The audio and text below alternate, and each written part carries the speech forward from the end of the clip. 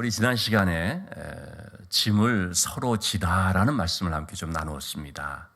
하나님께서 우리 모두에게 짐을 서로 지다라고 한 거죠. 그래서 특별히 제가 인도의 성자라고 말해지는 썬다싱의 좀 일화를 소개를 해드렸죠.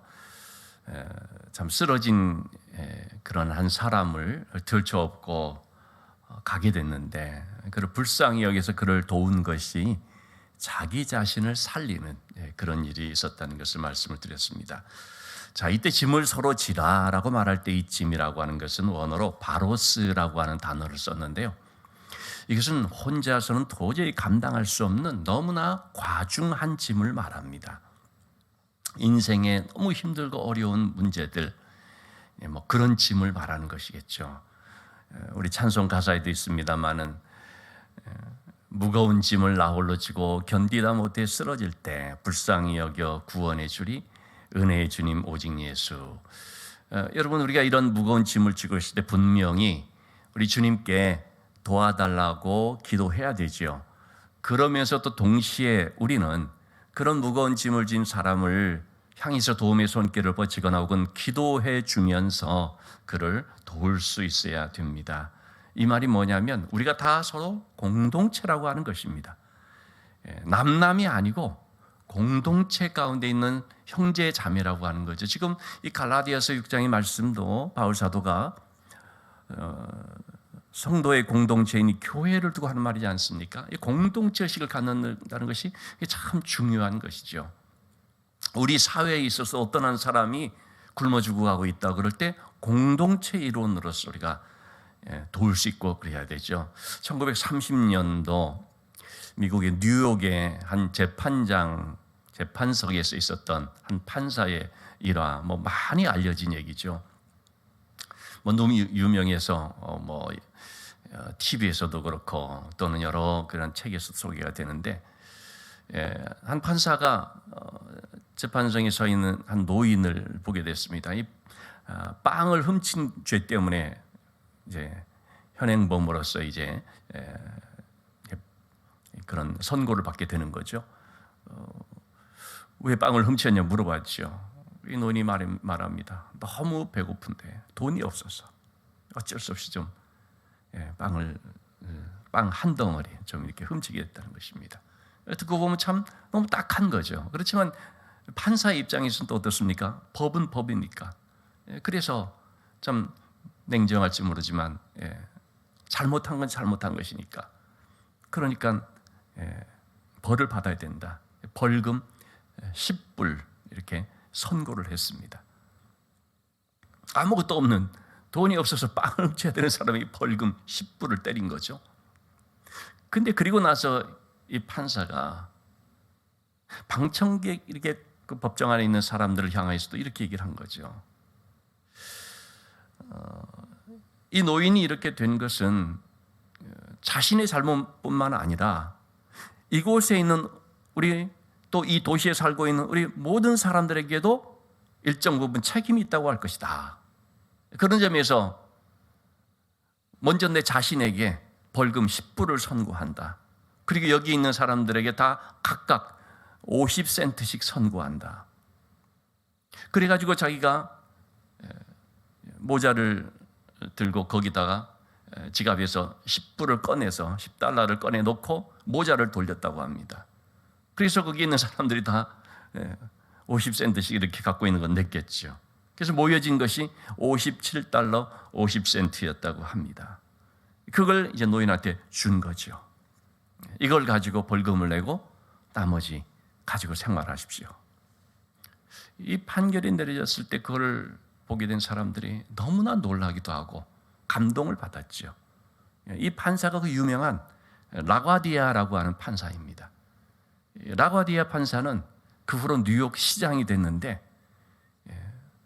12년 동안 3번이나 뉴욕 시장을 역임합니다. 그리고 이분의 이름을 따서 뉴욕에 케네디 공항도 있고 그렇습니다만은 그 뉴욕 본 공항을 라과디아 공항이라고 이름을 붙여서 지금 그렇게 또 계속 쓰고 있지요. 너무나 유명한 판사입니다. 그리고 시장이 되어서 가장 먼저 제1성으로 한 말이 뉴욕의 마피아와의 전쟁을 선포하는 것이었습니다. 목숨을 걸고 했죠. 그리고 또 참 그런 부정부패를 일소하면서 그러니까 12년 동안 이렇게 삼선이 될 정도로 사람들에게 신뢰를 얻게 된 것이죠. 여러분, 이러한 얘기들은 뭘 말합니까? 우리가 다 공동체라고 하는 것입니다. 이 한 사람이 어떤 잘못으로 끝날 일이 아니라 함께 살고 있는 우리 모두다. 이런 한 사람이 있다는 것을 전혀 알지 못하고, 그래서 이분이 이럴 수밖에 없게끔 되어지는 데는 우리 모두 다 어떤 공동 또는 연대의 책임이 있다. 이런 마음. 여러분, 한 사회 속에서도 이런 일들이 있게 되는데 교회에는 더 그런 공동체의식을 가져야 되는 거죠. 그렇기 때문에 남의 일 보듯이 하는 것이 아니라 우리의 일이다. 저 형제의 그런 문제, 그에게 부과된, 그가 지금 감당하고 있는 그런 큰 짐은 우리가 같이 감당해 줘야 될 것이다 하고 이제 서로서 도와주는 거죠. 여러분, 우리는요 다 연약하고 부족한 사람들입니다. 그래서 누구나 할 것 없이 다 누군가의 도움을 필요로 할 수밖에 없습니다. 다 도와주고 다도 기도해 주고 해야 된다는 거죠. 우리가 그렇게 함으로써 뭐라고 말했습니까? 예수 그리스도의 법을 성취한다라고 했습니다. 그리스도의 법이라는 게 뭡니까? 사랑의 법을 말합니다. 이러한 공동체식을 가지고 함께 짐을 맞들어 줄 때에 여기에서 서로 사랑하라고 하는 주님의 이 법이 성취가 된다는 말씀이죠. 자, 그런데 여러분, 이렇게 우리가 서로의 짐을 도와주고 또 함께 나누어지고자 할 때에 그럴 때 좀 유념해야 될 것들이 있습니다. 한 두 가지 면을 좀 생각해 볼 필요가 있는데, 먼저는요 3절 말씀에 나오는 것처럼 누가 아무것도 되지 못하고 된 줄로 생각하면 스스로 속임이라. 여러분, 이러한 것들을 이렇게 하게 될 때에, 그럴 때 우리 속에 자칫하면 자기의라고 하는 것이 생겨날 수가 있습니다. 혹은 그런 자기의 때문에 이렇게 할 수가 있다는 것입니다.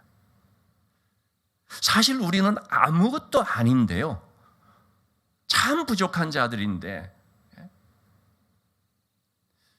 정말 하나님 앞에서 우리는 죄로 인하여 심판받아 마땅한 죄인들, 그런 존재들이거든요. 그런데 하나님의 은혜로서 우리가 쓰임을 받게 되거나, 또 하나님께서 우리에게 또 은혜를 주셔서 우리의 삶에 어떤 형통함이 있거나 그렇게 될 때에 어느 특별한 또 무슨 은혜의 체험 같은 것들이 있을 수 있잖아요. 그럴 때 우리 속에 자체 생겨날 수 있는 게 뭡니까?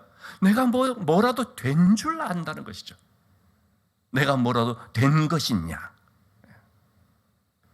내가 뭐가 된 거 아니거든요, 이게. 그렇죠? 근데 우리는 참 그런 면들이 우리 속에 이렇게 들어 있습니다. 오늘 제가 좀 광고됐습니다만은 우리 교회에서 참 이런 여러 도움의 손길도 베풀고, 저는 사실 이렇게 기사가 나는 거를 썩 그렇게 그렇게 해달라 말하거나 또 그걸 그렇게 좋아하거나 그러지는 않습니다. 오늘도 기사가 나온 것을 이렇게 보내줘서 알았는데, 근데 우리가 이렇게 조금 알려지거나 또 남들로부터 참 좋은 일 한다고 감동된다 이런 얘기를 하게 될 때요, 그럴 때 잘못하면 우리가 뭐라도 된 줄로 생각하는 이런 것들이 있을 수가 있거든요. 여러분, 내가 뭐가 됐다고 생각하는 순간 그것은요 섰다고 생각하는 자 넘어질까 조심하라라는 말씀처럼요, 바로 그 순간 넘어지는 거죠. 이 말씀 3절이 굉장히 참 어려운 구절입니다. 제가 여러 가지로 지금 이 내용을 좀 살펴봤는데, 영어로 보면 조금 더 이해하기 쉬운 면이 있습니다. 우리가 아무것도 아닌 때 nothing이라고 표현했습니다. 우리가 아무것도 아닌 그런 때에 우리 스스로가 뭐라도 된 줄, something, 내가 괜찮은 사람인 줄 그렇게 생각을 한다면 그것은 스스로 속이는 것이다. 여러분, 모세가, 저는 그래서 이 말씀에서 모세가 생각이 나는데요, 모세가 40년 동안 애굽의 왕자로서 궁중의 교육을 받고 스스로 어떻게 생각을 했습니까? 이제 나는 우리 히브리 민족을 구할 그런 지도자로서 사람들이 나를, 우리 이스라엘 백성들이 나를 인정해 줄 것이다 라고 생각했다는 거 아닙니까? 내가 사실 아무것도 아닌데, 뭐 그렇게 교육을 좀 받았다고 할지라도 하나님 앞에서 그건 아무것도 아니거든요. 전혀 준비된 것도 아니고요. 그러나 그 종살이하고 있는 자기 민족의 백성들하고 자기를 비교해 볼 때는 이거 완전히 다른 거죠. 신분도 다르고 교육받은 것도 다르고, 그렇기 때문에 스스로가 내가 뭔가로도 되는 양 생각하는 면이 있었겠죠. 그래가지고 가서 어떻게 뭐 좀 해보려고 하다가 그만 애굽 사람과 이스라엘 사람이 시비를 붙은 것을 보게 되면서 애굽 사람 한 사람을 그만 때려서 그만 길자리에서 죽고 말았는데, 그 결과 어떻게 됐습니까? 도망가기에 바빴죠. 미디안 강으로 도망가 버리고 말았습니다. 그럴 때 모세가 생각을 했을 것 같습니다.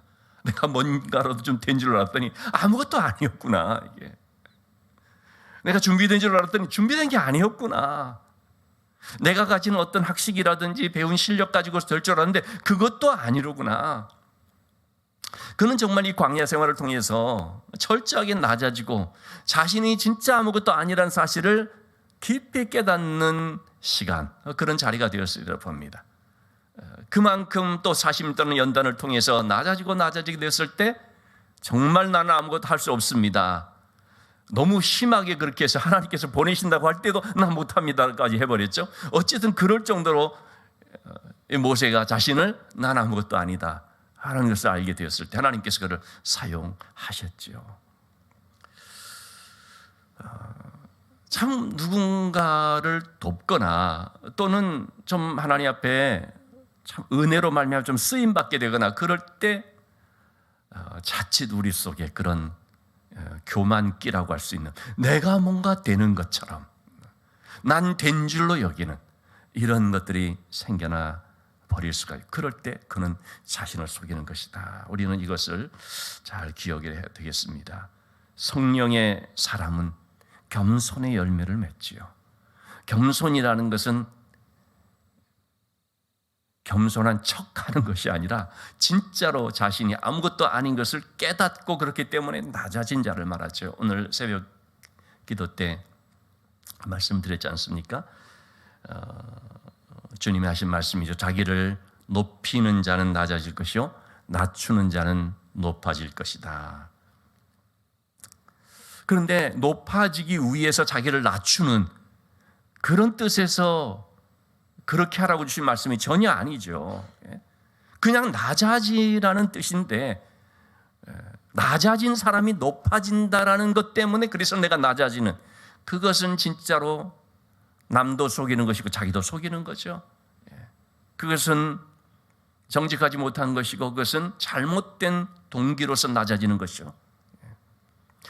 진짜로 낮아지는 것입니다. 예수 그리스도 안에서 자신을 발견하고 정말 내가 아무것도 아니라고는 걸 깨닫고, 그래서 참으로 다른 사람을 섬길 수 있는 것. 그래서 한 제가 예를 들었습니다. 전라북도 김제에 있는 금산교회라는 기역자 교회로 알려진 것인데, 사진을 두 개를 같이 이렇게 했으면 좋을 뻔했는데, 그 내부 풍경을 이렇게 보면, 내부 풍경을 보면 이렇게 기역자로 되어 있습니다. 강대상을 사이에 두고요, 남자석, 여자석 나누어져 있습니다. 그래서 기역자 교회라는 거죠. 이 교회를 이제 세우게 될 때에 그 가장 많은 헌금을 하고 앞장선 분이 이제 그 마을의 부자이고 유재인 조덕삼이라고 하는 분이라는 거죠. 이 조덕삼 부자에게는 어린 마부인 이자익이라고 하는 소년이 있었는데 같이 세례를 받았다는 것입니다. 그런데 조금 이제 신앙생활하면서 교회에서 처음 이제 일꾼으로 장로님을 세우게 됐는데, 당연히 조덕삼 부자가 될 줄 알았는데 이자익이 장로가 먼저 됐죠. 사람들이 깜짝 놀랐고 걱정을 했죠. 조덕삼 씨가 이제 교회 안 나와버리면 어떡하나, 분란이 생기면 어떡하나, 뭐 그런 일들이 심심치 않게 당시만 하더라도 있었거든요. 그런데 이 조덥삼 집사님은 자기 마부인 이런 자기 집에서 지금 종으로 일하는 이런 이자익 장로를 잘 섬겼다는 것입니다. 그냥 형식만 그렇게 하는 것이 아니고 남 보기에 그런 것처럼 느껴지게끔 하는 것이 아니고 진짜로 그렇게 잘 섬겼다는 거죠. 그러니까 이분이 은혜를 받으니까 그렇게 된 것입니다. 교회에서는 무슨 신분의 그런 차별도 없고 나이의 그런 많고 적고 이것도 아니고, 일종의 좀 우리 그런 거 있잖아요. 그 월드컵 국가대표 팀에서 그런 얘기 있었잖아요. 축구 잘하면 형이다. 이강인이 나이가 어리잖아요. 근데 이강인이 축구를 잘하니까 제일 어린데, 강인이 형, 축구 잘하면 형이다. 교회에서는 믿음 좋으면 형입니다. 교회에서는 믿음이 좋으면 그럼 높임 받는 거예요. 또 높여줘야 되고, 믿음이 제일 중요하죠. 하여튼 그런 하나의 신앙적 가치관을 가지고 했겠죠. 그래서 참 잘 섬기고, 그리고 또 이 이자익이 굉장히 좀 고아 출신에다가 배운 것도 없어서 그냥 마부 일을 하지만 총명한 것을 이렇게 봤습니다. 자기 아들들이 이 천자문 공부를 이렇게 하는데 마부인 이자익이 그냥 옆으로 지나다닌 거예요. 지나다니는데 다 외워버렸다 그래요.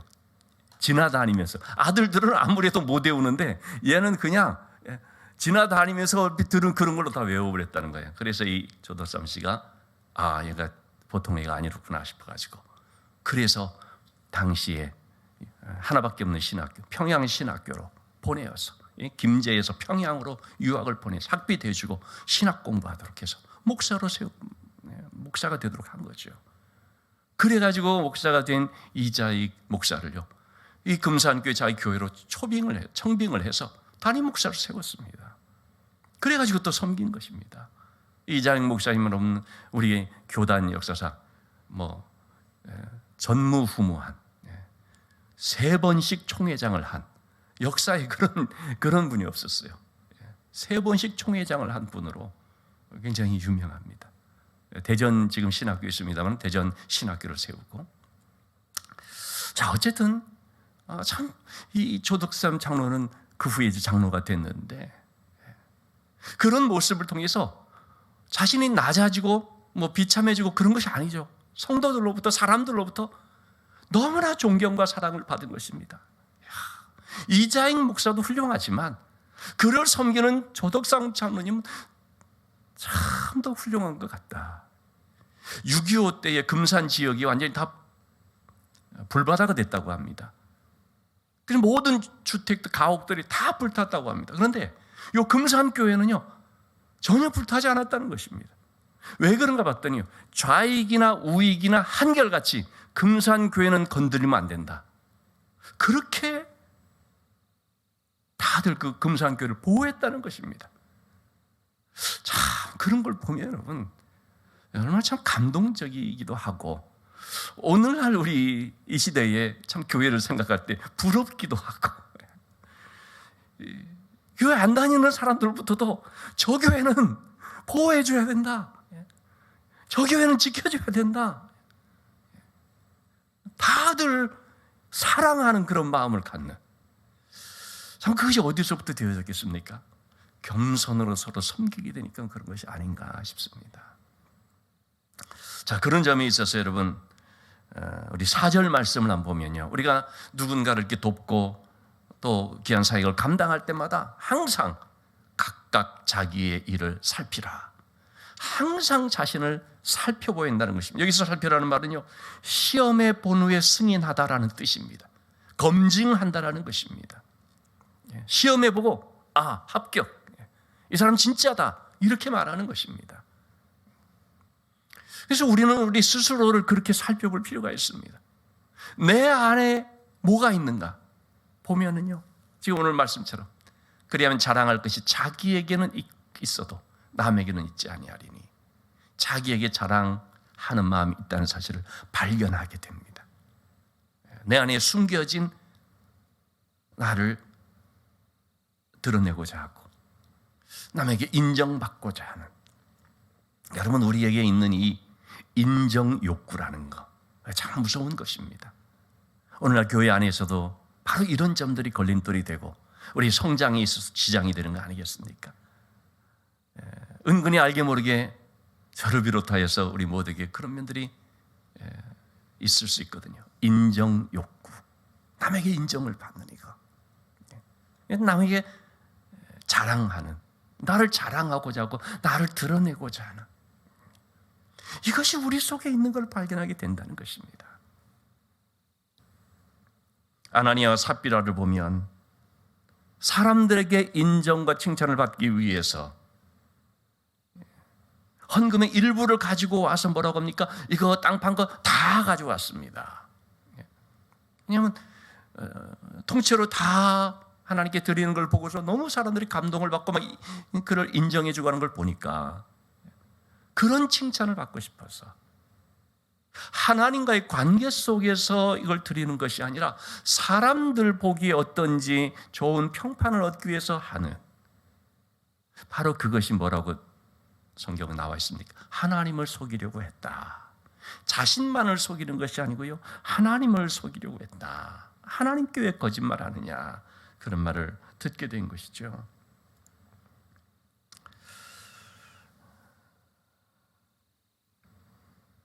우리는 어떤 자랑할 만한 선행이 혹 있다 할지라도 그것을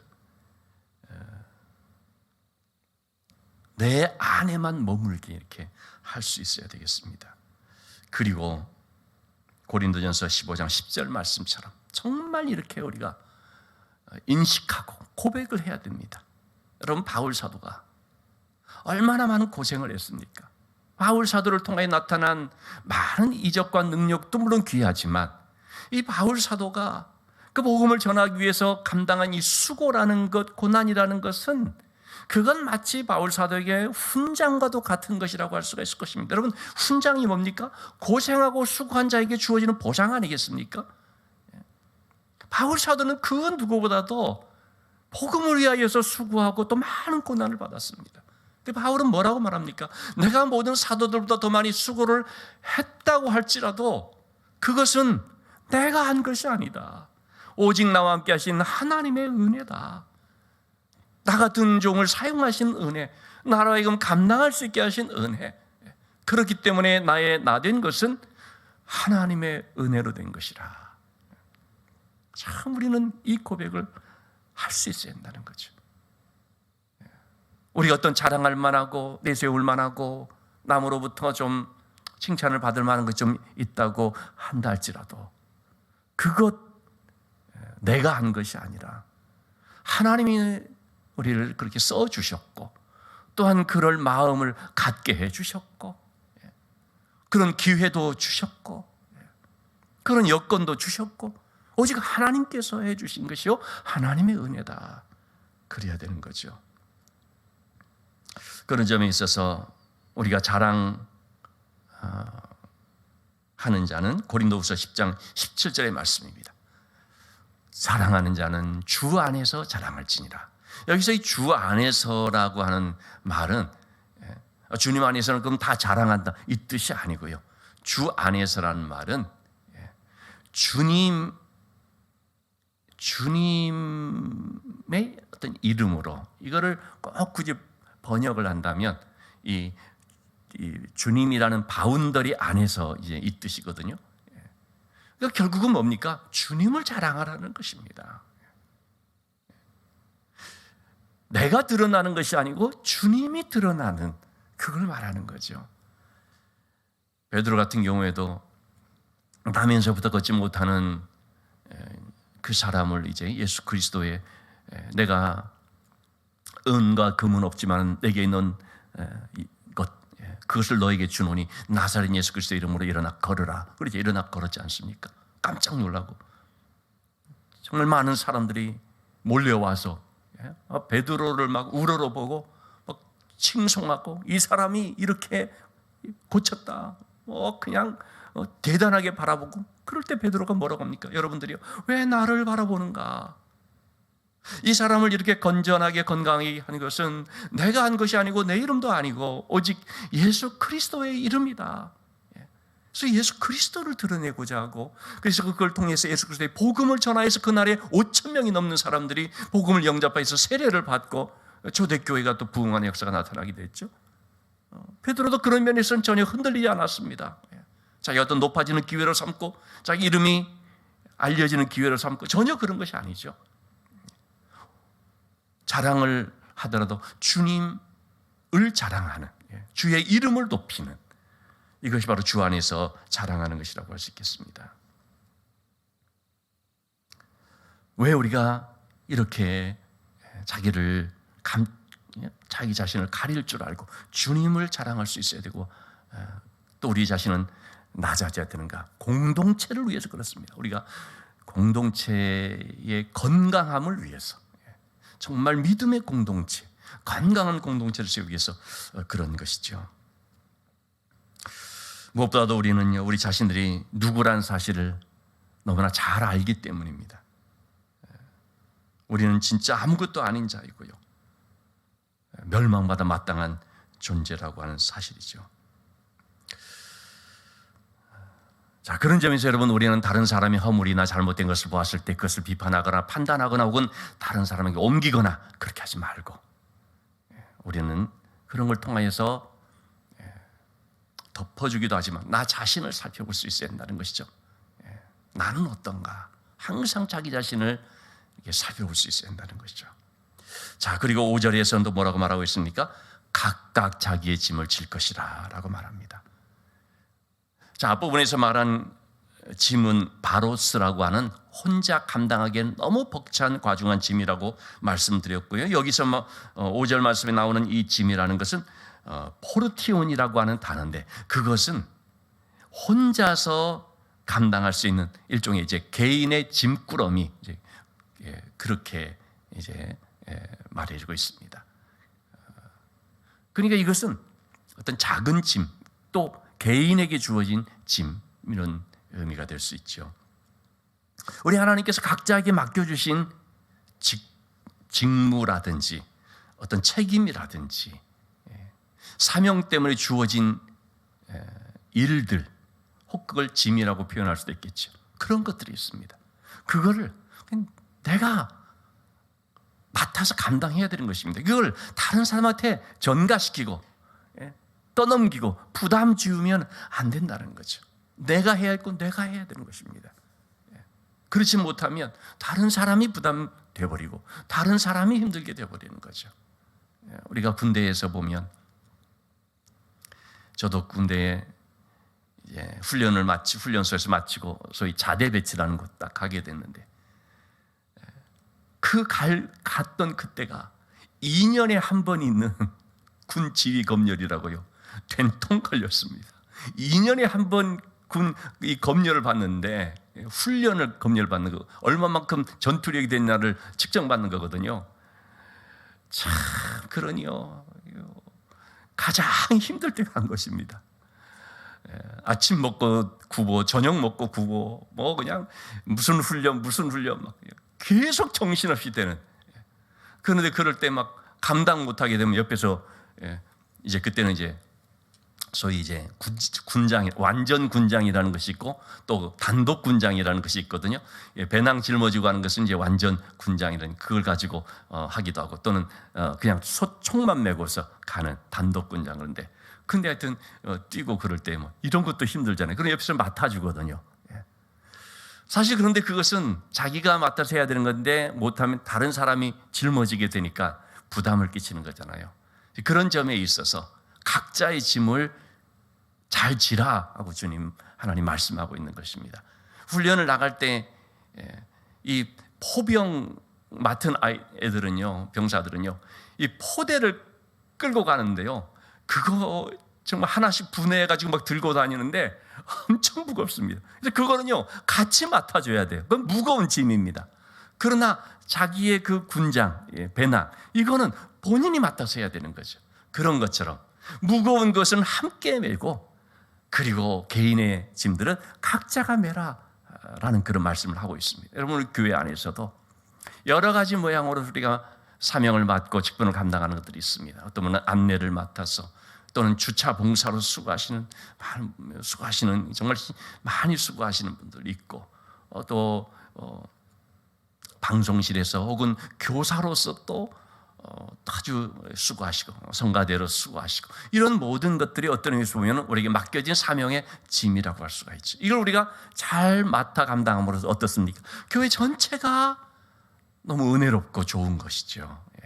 이렇게 맡아줌으로써, 누군가가 이것을 잘 이렇게 내 짐으로 맡아줌으로써 그래서 돌아갈 수가 있게 되는 것이겠죠.